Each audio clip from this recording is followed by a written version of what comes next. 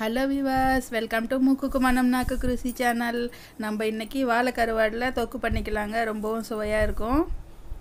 இது சுட சுட சாதத்தில் போட்டு சாப்பிட்டோம்னாலும் நல்லாயிருக்கும், பழுதில் போட்டு சாப்பிட்டாலும் நல்லாயிருக்கும். இது எப்படி செய்கிறது பார்க்கலாமா? வாங்க கிச்சனுக்கு. முன்னாடி இது மாதிரி வாழை கருவாடை எடுத்துக்கிட்டாங்க. இதுக்கு சைட்லலாம் முள் மேலே இருக்கும் கொஞ்சம், அதெல்லாம் கட் பண்ணிக்கணும். தலை கட் பண்ணி எடுத்தாச்சு. இது மாதிரி பீஸ் போட்டுக்கிட்டேங்க. இதுக்கு வந்துட்டு சுட சுட தண்ணி காய வச்சு இதுக்கு விட்டுக்கலாம்.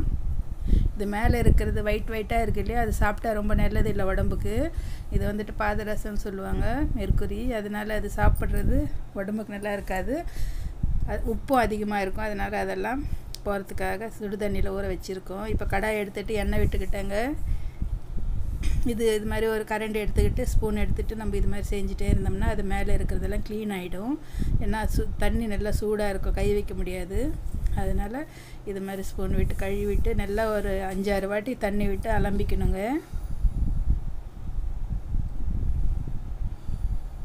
கொஞ்சம் கொஞ்சமாக க்ளீன் ஆகிட்டே வருது பாருங்கள். நல்லா இது மாதிரி வாஷ் பண்ணியாச்சு.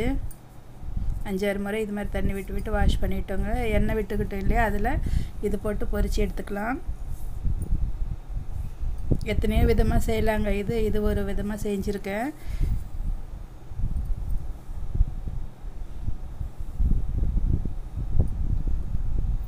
நல்லா இது மாதிரி ஃப்ரை பண்ணிக்கலாம். இது மாதிரி சுத்தம் பண்ணி செய்கிறதுனால நமக்கு உப்பும் இருக்காதுங்க. கருவாடில் வந்துட்டு உப்பு ரொம்ப இருக்காது. நல்லா ஃப்ரை பண்ணி வச்சு எடுத்துக்கலாங்க. இது மாதிரி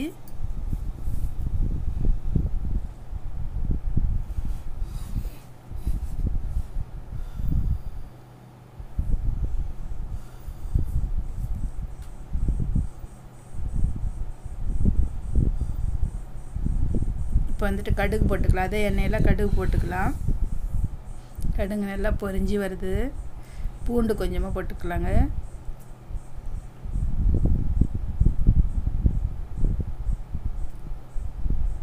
பூண்டும் நல்லா ஃப்ரை ஆகிடுச்சு. இப்போ வந்துட்டு வெங்காயம், ஒரு பெரிய வெங்காயம், ஒரு 2 வெங்காயம் இது மாதிரி கட் பண்ணி வச்சுருக்கேன். இதை போட்டுக்கலாம். இதுக்கு வந்துட்டு இந்த தொக்குக்கு எவ்வளோ வெங்காயம் போட்டால் அவ்வளோ சுவையாக இருக்கும். நமக்கு தொக்கும் கொஞ்சம் நிறைய வரும்.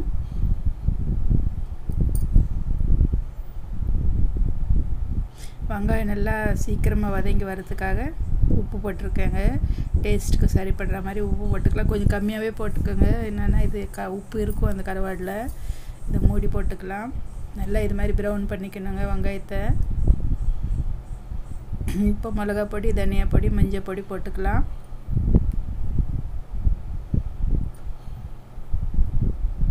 இதையும் பச்சை மணம் போகிற வரைக்கும் கொஞ்சமாக ஃப்ரை பண்ணிக்கலாம்.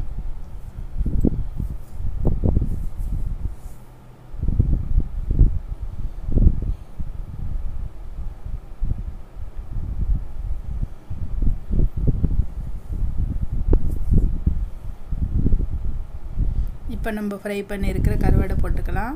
இது இப்படியே கூட சாப்பிட்லாங்க, பார்த்தாவே நல்லா இருக்கு இல்லையா. அது மாதிரி நல்லா கரக்கரன்னு ரொம்ப நல்லாயிருக்கும். அதை போட்டு நல்லா இது மாதிரி ஃப்ரை பண்ணிக்கலாம். அதுலேயே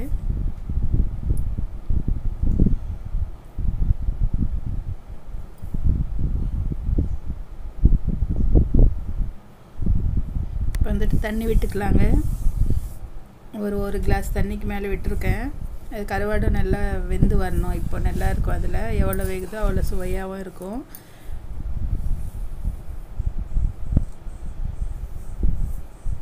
நமக்கு தொக்கு நல்லா இது மாதிரி வந்திருக்கு. இது மாதிரியும் நம்ம சாப்பிட்ணுன்னா ஸ்டவ் ஆஃப் பண்ணிக்கிட்டு சாப்பிட்லாங்க. இன்னும் கொஞ்சம் நம்ம இன்றைக்கி பண்ணுற தொக்குன்றதுனால கொஞ்சம் கெட்டியாக வரணும். கருவேப்பிலை போட்டுக்கிட்டேன்.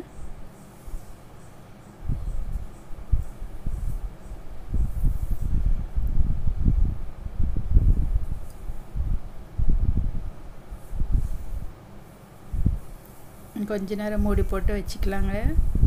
தொக்கு ரெடி ஆகிடுச்சு. நீங்களும் இதே மாதிரி செஞ்சு சாப்பிட்டு பாருங்கள். ரொம்பவும் சுவையாக இருக்கும். நம்ம சேனல் சப்ஸ்கிரைப் பண்ணிக்கோங்க, லைக் பண்ணுங்கள், உங்கள் ஃப்ரெண்ட்ஸுக்கு ஷேர் பண்ணுங்கள். பாருங்க எவ்வளோ ரொம்ப நல்லா வந்திருக்கு இல்லையா, எண்ணெயாக டேஸ்ட்டாக இருக்குது.